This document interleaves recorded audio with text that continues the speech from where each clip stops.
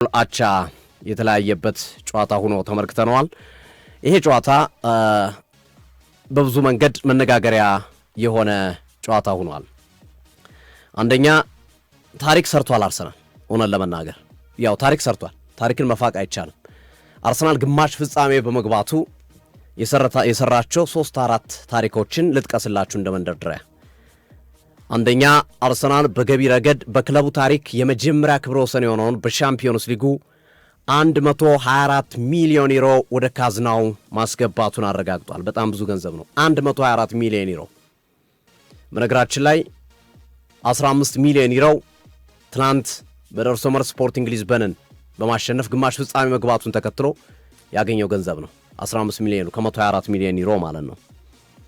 ሁለተኛው አርሰናል ወደ ግማሽ ፍጻሜ ሲገባ በተከታታይ ዓመታት በታሪኩ ለመጀመሪያ ጊዜ ነው። አንዴ ይገባል። በአሰልጣኝ አርሰን ቪንገር ዘመንም 2006 እና እንደዚሁም 2009 ላይ ገብቷል። ግን ተከታታይ አይደለም። ተከታታይ በሻምፒዮንስ ሊግ ግማሽ ፍጻሜ የደረሰበት የመጀመሪያው ታሪካዊው አጋጣሚ ተፈጥሯል አርሰናል። ሶስተኛው ከእንግሊዝ ፕሪሚየር ሊግ ክለቦች ብቸኛው በግማሽ ፍጻሜ ያለ ቡድን አርሰናል ሆኖ እንመለከተዋለን።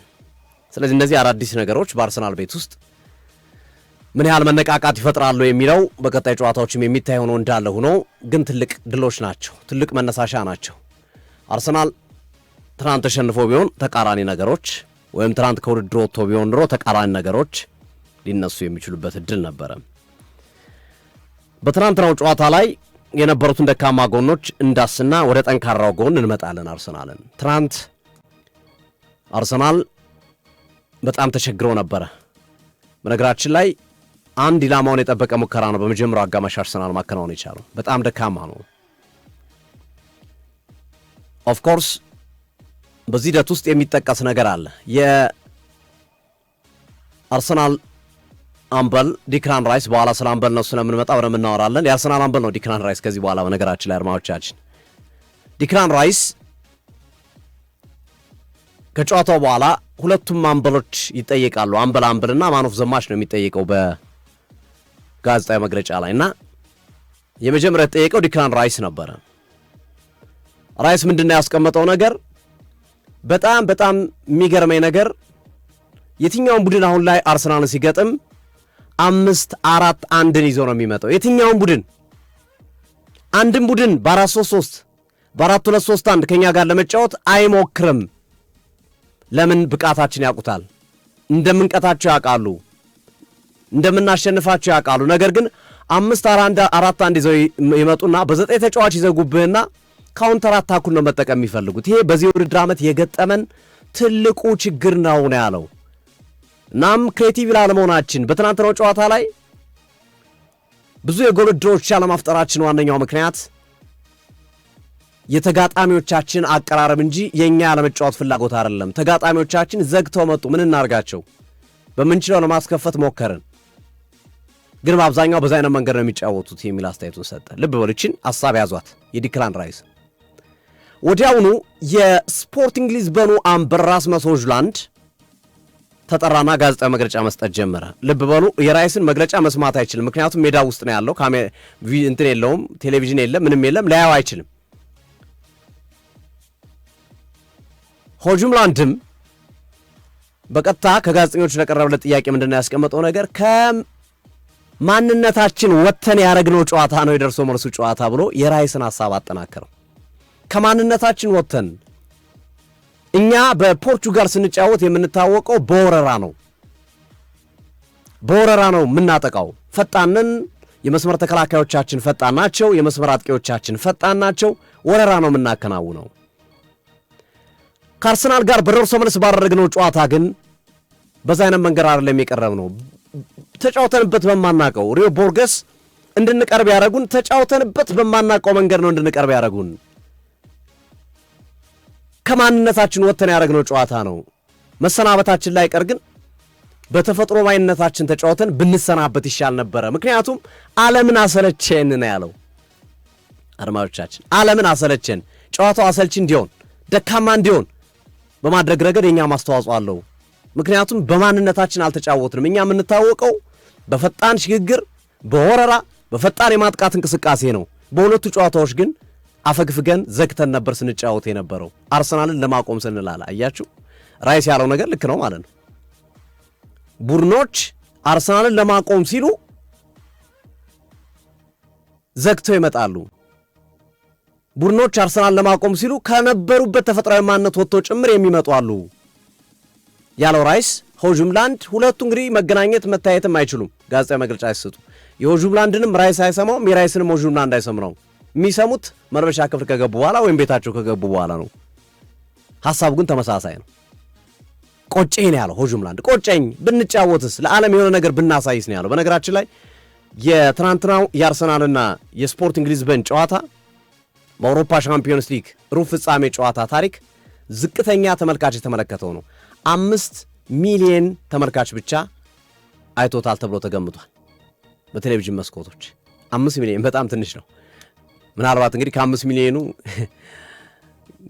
ግማሹ ለንደን ግማሹ ኢትዮጵያ ይመስለኛል፣ ወይም አፍሪካ ውስጥ በአብዛኛው የሪያል ማድሪድና የባየር ሙኒክን ጨዋታ ስለሚመለከት ማለት ኢትዮጵያ ውስጥ አርሰናል ሰፊ ደጋፊ ስላለው ግን ዝቅተኛ በግራም መውሰድ ነው በቀኝ ዝቅተኛ ተመልካች በአውሮፓ ሻምፒዮንስ ሊግ ፍጻሜ ያገኘው ጨዋታ ይሄ ነው። ጨዋታው ዝቅተኛ ተመልካች እንዲያገኝ ያደረገው አርሰናልና ስፖርቲንግ ሊዝበን ስለተጫወቱ አይደለም፣ ግን የጨዋታው ባህሪ ነው። ጨዋታው ሳስፔንስ የሚያደርግ ቢሆን እንደ ሪያል ማድሪድና ባየር ሙኒክ ጨዋታ እዚህ ጎል ሲገባ እዛ ጎል፣ እዛ ጎል ሲገባ እዚህ ቢሆን ኑሮ የተመልካቹ መጠን ይጨምር ነበር። ግን ዝግት ያለ አዝግ የሆነ ጨዋታ ነው የተመለከትነው። በትናንትናው ጨዋታ የክሬቲቪቲ ደረጃቸው በጣም ዝቅ ያለ እንቅስቃሴ ነው በሁለቱም ቡድን በኩል የተመለከትነው። በአርሰናልም በሲቲም በስፖርቲንግ ሊዝበንም አርሰናል ካንጎበሩ የተላቀቀ አይመስልም። ከሰሞኑ ሽንፈቶች፣ ከሰሞኑ ትችቶች ብዙ የተላቀቀ አይመስልም። ጨዋታውን ማኔጅ የማድረግ የሁሉንም ጨዋታ አስቦ የመጫወት ፍላጎት ይታይበታል። ስፖርቲንግ ሊዝበን ከወጣ ምን እንደሚመጣበት ያውቃል። ቶሎ ቶሎ ለአጥቃቢል በካውንተር እንዴት እንደሚቀልዱበት ያውቃሉ። ስለዚህ እነሱም ያላቸውን አማራጭ ተጠቀሙ። አርሰናልም ካልኩት ነገር አንጻር ካንጎበር አልነቃም። ከዛ በተጨማሪ ክለቡ ችግር ውስጥ ነው ያለው። እነዚህ መሰረት በማድረግ የመከላከል ስራ ሲሰራ ተመልክተነዋል። በእነዚህ አጋጣሚዎች ግን ሁለቱም ቡድኖች የሞከሯቸው አሪፍ ሙከራዎች አሉ። ለምሳሌ ፈርስት ሃፍ ላይ ካታሞ ሞክሮት የጎሉ ቋም የመለሰበት የሚጠቀስ ነው። በአርሰናል በኩል ቪክቶር ኮረሽ አሞራ በሰማይ የላከው ኳስ ጥሩ አጋጣሚ ሆኖ እንመለከተዋለን። እንደዚሁም ጋብሪኤል ማርቲኔሊ በሁለተኛው አጋማሽ ጥሩ አጋጣሚ አግኝተው የሞከሩበት ሂደት አስገራሚ ነበር ማለት ይቻላል። ትናንት ሚኬል አርቴታ በቅያሬዎቻቸው ብዙ የስፖርት ተንታኞችን ብዙ የስፖርት ቤተሰቦችን የትናንትናው ቅያሬያቸው በተወሰነ መንገድ ያሳመነው ሆኖ እንመለከተዋለን። የመጀመሪያው ቅያሬ ልክ አልነበረም። ከሀቨርዝን አስወጥተው ሰከንድ ሃፍ ላይ ቪክተር የኮሬሽን ከሀቨርዝን አስገብቶ ቪክቶር የኮሬሽን ሲያስወጡ የአርሰናል የመከላከል ሂደት አደጋ ውስጥ ገብቶ ነበር። ምክንያቱም ተከላካዮቹ ዳያሞንዴና ኢናሺዮ ሳይቀሩ በሃይላይን ወደፊት ገፍተው እንዲጫወቱ ከሀቨርዝ ፈቅዶላቸው ነበር። ምክንያቱም ከሀቨርዝ ወደ ተከላካዮቹ ሂዶ ከማስጨነቅ ይልቅ ወደ አርሰናል ተጫዋቾች ወደ ራሱ ክልል እየተመለሰ ነበር የሚጫወተው። የሚድፊልደርነት ባህሪም ስላለው ልጁ በባህሪው ከአጥቂነት ተጨማሪ የገባው በ9 ቁጥር ሚና ነው። ግን በጣም እያፈገፈገ ሲጋብዛቸው ነበር። የመጋበዝ የኮረሽ አይጋብዝህም፣ መጥቶ ነው የሚጫነ። በተቃራኒው ከሀቨርዝ እንድትመጣ ይጋብዛል። ስተት ነበር የመጀመሪያው ቅያሬ የአሰልጣኝ ሚኬል አርቴታ በጣም ስተት ነበር። ዋጋ ሊያስከፍል ይችል ነበር። ስተታቸውን ያረሙበት መንገድ ግን ሁላችንም ሸውዶናል። አንደኛው ስተቱን ያረሙበት መንገድ ስፔሻሊ ማርቲኔሊ መውጣት ነበረበት። ጥሩ ተከላክሏል። ትናንት በጣም ጥሩ እንቅስቃሴ ካረጉ ተጫዋቾች መካከል ነው። ግን ማጥቃቱ ላይ ደካማ ነበረ። ትሮሳርድ ይጠበቃል። ኤክስፔክትር ነው እንደሚቀየር ትሮሳርድ በመጨረሻዎቹ ደቂቃዎች። አስገራሚ ለውጥ ግን ኢዜን ሲያስወጡ ሁሉም ነው የደነገጠው። በጣም ጥሩ እንቅስቃሴ እያደረገ ነው ኢዜ። ለቡድኑ ክሬቲቪቲ እያንዳንዷ ነገር በማጥቃት እንቅስቃሴው ፈርስት ሃፍም ሰከንድ ሃፍም እሱን ሳትነካ ያለፈች ኳስ አልነበረችም። ስለዚህ ኢዜን መንካት በጣም ከባድ ነበር። ሁሉም ነው ጭንቅላቱን የያዙ ኢዜ ሲባል ጋብርኤል ጄሱስ ሲገባ፣ ግን ትናንት አርቴታ በትክክልም ጨዋታውን አንበው የቀየሩት ቅያሬ የሰራ ቅያሬ ሆኗል። ጋብርኤል ጄሱስ የተለየ ነበር። ትናንት ተቀይሮ ገብቶ ፕረስ አረጋቸው። እንዲሁም ኢዜ ከወጣ በኋላ አርሰናልን ጫና አልፈጠሩበትም። ስፖርቲንግ ሊዝበኖች አፈገፈጉ ወደኋላ። ዶማን በቀኝ ያሻግራል። ጋብርኤል ጄሱስ በግራ በኩል ሰንጥቋቸው ይገባል። ትሮሳርድ ያምታታቸዋል። አርሰናል በጣም ጥሩ ሆነ። ጎልም ማስቆጠር ዲዘርቭ ያደርግ ነበረ በነዛ ደቂቃዎች። አርሰናል ከፈርስት ሃፍ ብቻ ሳይሆን ባለፉት ጨዋታዎች ከተመለከትነው እንቅስቃሴ ሰከንድ ሃፍ ላይ ጋብርኤል ጄሱስ ከገባ በኋላ ማክስ ዶማንና ትሮሳር ከገቡ በኋላ የነበረው የአርሰናል እንቅስቃሴ ኢዜ ከወጣ በኋላ በጣም የሚገርም ነበር። አሜዚንግ፣ በጣም ድንቅ ነበረ። የተቀጣጠለ እልህ ያለበት ኳስ ነጥቆ ወደፊት ብቻ የሚደረግበት አስደናቂ እንቅስቃሴ የተመለከትንበት ጨዋታ ነበር። ግን በመጨረሻው ደቂቃ ላይ ዋጋ ሊከፍሉ ነበር አርሰናሎች። ሂንካፔ ከመርሱሮ ቶሮ ያጸዳው ኳስ ተቀይሮ የገባው ሲሞንስ አግኝቶት የጎሉን ቋሚ ታኮ የወጣው ኳስ የአርሰናልን ትንፋሽ ቀጥ ያደረገ የአርሰናል ደጋፊዎችን በከፍተኛ ሁኔታ ውስጥ ጫና ውስጥ የከተተና አስጨናቂ የነበረ ሙከራ ነበር። የመጨረሻው ደቂቃ ሙከራ ነበር በዚህ ሂደት ውስጥ ማለት ነው። አርሰናል ኦፍኮርስ በመጀመሪያው ዙርም በሁለተኛው ዙርም አሳማኝ እንቅስቃሴ አላሳየም። በኔ ወደ ሊዝበን ተጉዞ በጆዜ አልቫራዴ ስቴዲየም የተከናወነው ጨዋታም አርሰናል በካይ ሃቨርትዝ አማካኝነት ጎል አስቆጠረ እንጂ ጨዋታው የሚጥም አልነበረም። ትናንትም በነበረው ጨዋታ ላይ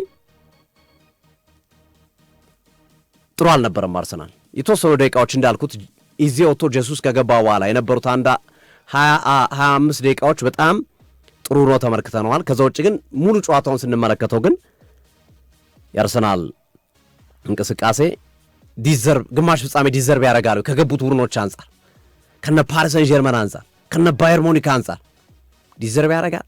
ከወደቀው ባርሴሎና እንኳን የወደቀው ሪያል ማድሪድን እንኳን ተመልከቱ እንዴት እንደታገሉ። ራሱን ማስተካከል አለበት አርሰናል። ትናንት በአርሰናል በኩል ጥሩ ጥንካሬ የተመለከትኩት ተከላካዩ ነው። ተከላካዩ ስቴብል ነበረ ትናንት ያርሰናል።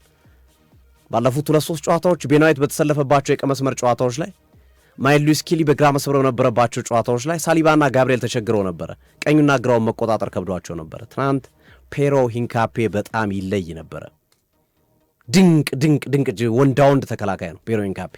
በማጥቃት በመከላከል አማካኙን በማገዝ ድንቅ ነበረ። ሙስኬራ በጣም የሚገርም ጨዋታ ነው ያሳለፈው። መቼም በቲምበር ደረጃ ይሁን ልንል አንችልም። 100% 95% ፓስ አኪዩሬሲ አንጠብቅም ከሙስኬራ። ግን በየመሃል ተከላካይ ሆኖ ከሚጫወት ይልቅ ቀይ መስመር ላይ የሚጫወተው ጨዋታ በጣም አስገራሚ ነው። ቤን ዋይትን ምንም ጥያቄ በሌለው መንገድ አይገናኙም። የቤን ዋይትና የክርስቲያን ሙስኬራ ብቃት ሰሞነኛ ብቃታቸው ማለት ነው። ተሳስቶ ሁለተኛው አጋማሽ ላይ ተወሰኑ አንዳንድ ሁለት ሶስቶች ይሰራ ነበር፣ ግን ለማስተካከል ለማረም የሚሞክርበት መንገድ ራሱ እልሁ በጣም ደስ የሚል ነበር ክርስቲያን ሙስኬራ። በቀጣዮቹ ጨዋታዎችም በሁዴ ሲቲ ጨዋታም ቲምበር የመድረስ እድሉ ሰፊ ነው። ካልደረሰ ግን ሙስኬራን ነው መጠቀም ያለባቸው። በፍጹም ቤን ዋይት መጠቀም አይኖርባቸውም ባለፉት ጨዋታዎች ካሳየው እንቅስቃሴ አንጻርና እንደ ጥንካሬ አርሰናል ላይ የተመለከቱት ነገር የሙስኬራና የሂንካፔ መመለስ ተከላካይ መስመሩን በጣም ሶሊድ ያረገበትን ሂደት እንመለከታለን። ዙቢሜንዲን በኋላ ላይ እንመለከተው ብዬ ነው ማን ኦፍ ዘ ማቹ ጋር አያይዘን ብንመለከተው ይሻላል ብዬ ነው። ዙቢሜንዲን ለብቻ እናየዋለን። ከጨዋታው በኋላ የአርሰናል አሰልጣኝ ሚኬል አርቴታ የሰጧቸው አስተያየቶች መካከል ተጫዋቾቹ ያደረጉትን ነገር በጣም አደንቃለሁ ነው ያሉት። ራይስ ጨዋታው ሊካሄድ ሰዓታት እስኪቀር ድረስ በቡድን ውስጥ እንደሚካተት እርግጠኛ አልነበርንም። ፔሮ ሂንካፔም በተመሳሳይ። ዲክላን ራይስ በህመም ምክንያት ቀናቶችን ልምምድ ሳይሰራ ያሳለፈ ተጫዋች ነው። ፔሮ ሂንካፔም ከጉዳት የተመለሰ ተጫዋች ስለነበረ በእንቅስቃሴው ላይ ችግር ይፈጠራል ብለን ጠብቀን ነበረ። ግን ሙሉ ጨዋታውን ጨርሰው ተጫዋቾቹ ሙሉ ደቂቃ መጨረስ ብቻ ሳይሆን ያሳዩት ፐርፎርማንስም የሚገርም ነው። በጉዳት ውስጥ ያሉ ተጫዋቾች እና ተጫዋቾቼ በዚህ ልክ ለክለብ ዋጋ ለመክፈል ራሳቸውን ሰውተው ያደረጉትን ነገር ማድነቅ እፈልጋለሁ ሲሉ ሚካኤል አርቴታ የተናገሩበት ሂደት አለ። ሌላው ታሪካዊ ነው። የሰራናቸው ነገሮች ታሪካዊ ናቸው። እስካሁን የመጣንባቸው መንገዶች፣ በቀጣይም የምንሄድባቸው መንገዶች በጣም ወሳኝ ናቸው የሚል አስተያየታቸውን ሰጥቷል። ደጋፊውን አመስግነዋል። ትናንት የአርሰናል ደጋፊ ሂስትሪ ኢን አወር ሳይት በሚል ያወጡት ግዙፍ ባነር የሚገርም ነበር። አይታችሁ ከሆነ ባነሩን እና ልክ መልእክቱን የሚመጥን ፎቶ ወይም ደግሞ ባነር ነበረ። በመነጽር አይነት ነገር ያው የትሮሳርድ የደስታ አገላለጽ ባጉሊ መነጽር እንዲያለ ነው የሚገልጸው። ያው ልጄ ነው ይሄንን የደስታ አገላለጽ እንዳረግ የሰጠኝ ወይም ይሄንን ነገር ያደረገልኝ ይላል ብዙ ጊዜ ትሮሳርድና ያው በአጉሊ መነጽር ነው። ታሪክ እያየን ነው። ታሪክ ወደኛ እየመጣ ነው። ታሪክ ምን ሰራበት ጊዜ ተቃርቧል ነው። ከላይ ያለው ትሮሳርድ ነው። ራይስ አለ፣ ቲምበር አለ፣ 5 የአርሰናል ተጫዋቾች የኮሬሽን ጨምሮ በጣም የሚያምር ነበር የሰሩት። የአርሰናል ቲፎ ወይም ደግሞ የአርሰናል ባነር በጣም የሚደንቅ ነበረና ደጋፊዎችን አመስግነዋል። ሳይደብራቸው ባለፈው የበርማውዝ ጨዋታ ሽንፈት ሰሞኑን ያለብን ውጣ ውረድ ሳይከፋቸው በዚህ ልክ ቡድኑ ለማበረታታት የመጡበት መንገድ አስደንቆኛል እና እናመሰግናቸው ይገባል ደጋፊዎችን የሚል አስተያየታቸውን ሰጥተዋል። ግን አልደበቁም። እስቲል አሁንም አርሰናል መሻሻል ያለብን ነገር አለ። ድሉ ትልቅ ድል ነው። ድሉን ማግኘታችን አስደሳች ነገር ነው። ነገር ግን መውሰድ ያለብን ደካማ ነገሮች አሉ፣ ማስተካከል ያለብን የማጥቃት እንቅስቃሴውን በእጅጉ ማሳመርና ማስተካከል ይኖርብናል የሚል አስተያየታቸውን በመጨመር ሚካኤል አርቴታ ያጠናቀቁበት ሂደት አለ። ቴሪ ዳንኤል ሆነሪ ከጨዋታው በኋላ በሰጠው አስተያየት እንዲህ ይላል። ዛሬ አርሰናልን ተመልክቼዋለሁ። በጨዋታው ላይ ያደረጉት ነገር አያስደስትም፣ አያምርም።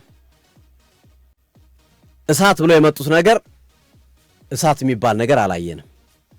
ነገር ግን ይላል ሚካኤል አርቴታና የአርሰናል ተጫዋቾችን በደንብ አድርጌ አምናቸዋለሁ።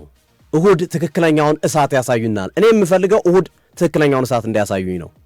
እኔ የምፈልገው የፕሪሚየር ሊጉን ዋንጫ ነው የሚል አስተያየት ነው የሰጠው ቴሪ ዳንኤል ሆነሪ። አርሰናል አሸንፏል። ግን ያሸነፍንበት መንገድ ልክ አይደለም። የተጫወትንበት መንገድ ልክ አይደለም። ክሬቲቪቲያችን በጣም ዝቅ ያለ ነው። የገጠምነው ስፖርቲንግ ሊዝበንን ነው።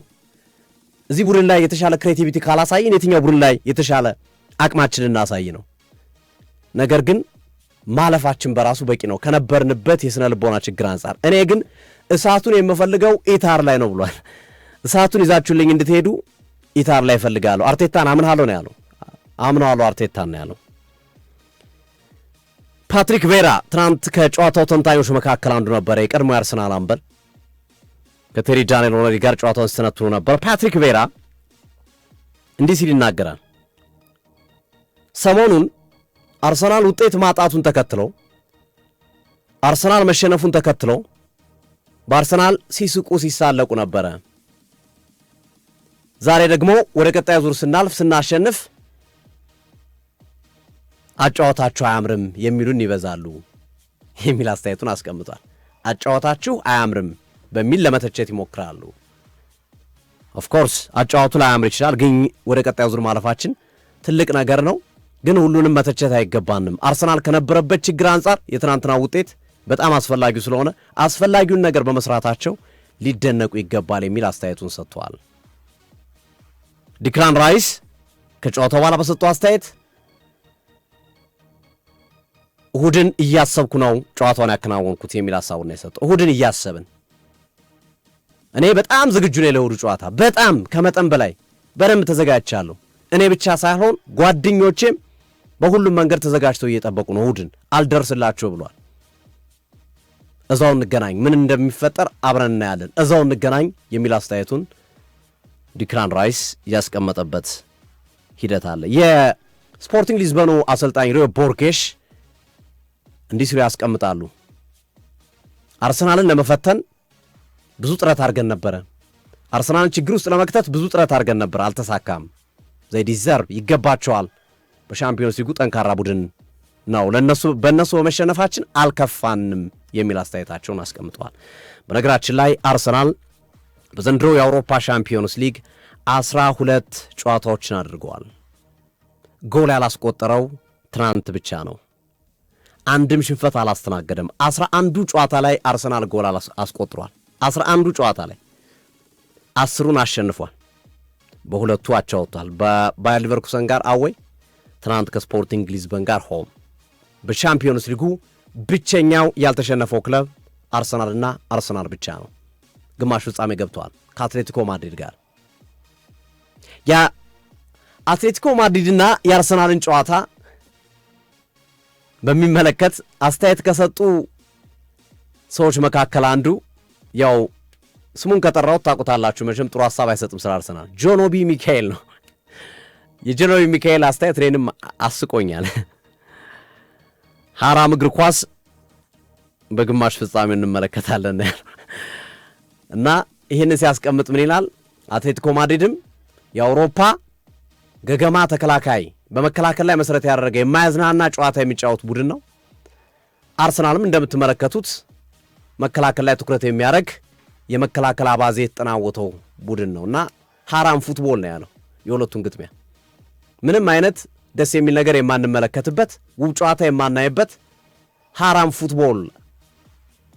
ያው በአረበኛ ይመስለኛል እንግዲህ ሐራም ማለት ውዳቄ፣ ወደቀ፣ የደከመ እንደማለት ነው እንግዲህ ካልተሳሳትኩ ወርዱን ከይቅርታ ጋር በዛ መንገድ ነው የገለጸው ጆኖቢ ሚካኤል የዲየጎ ሲሞኔና የሚካኤል አርቴታን ፍጥጫ።